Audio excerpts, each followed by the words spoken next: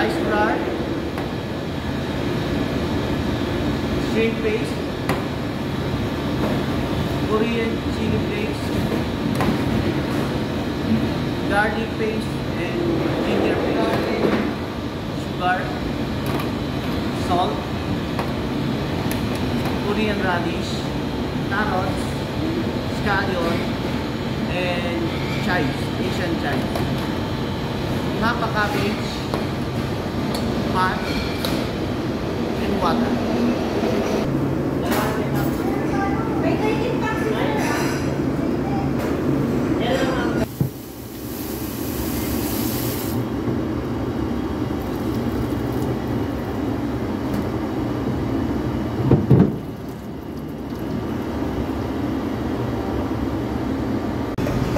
Cook it for 10 minutes.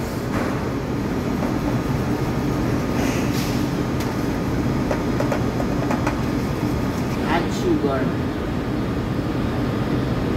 Then cook it for 1 minute. Lagay lang natin sa isang bowl. Sumasamahin natin siya.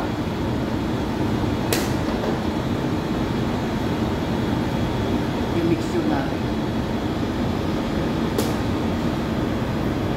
Na lang natin siya hanggang sa mapito. Then, binray natin sa salt for 30 minutes.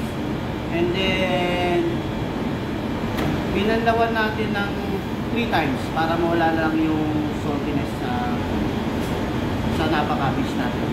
And then, ito na yung mixture natin ng kimchi.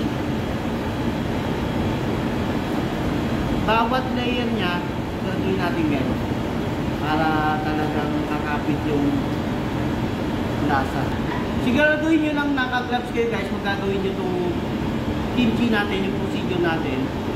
Kasi yung kimchi paste natin, marami itong chili na pwedeng makapag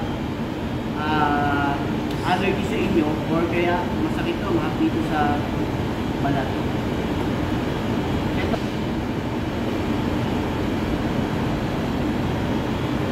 Maganda to kung buo yung kimchi natin, yung napa cabbage natin. So okay to kung buo.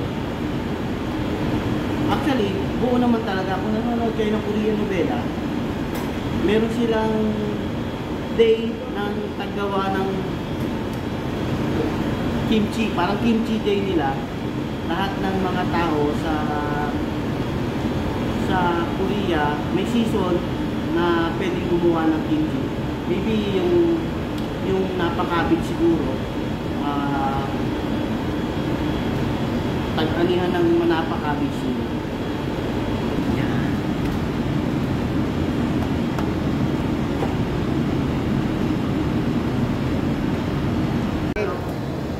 Day 2 na lang ating kimchi, na-ferment na daw. Buksan na natin. Dagdagan mo ng cook.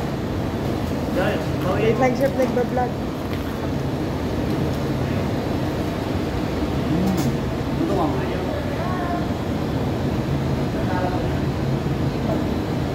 Yan.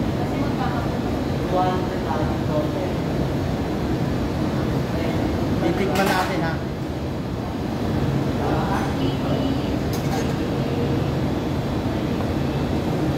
Titikman muna natin.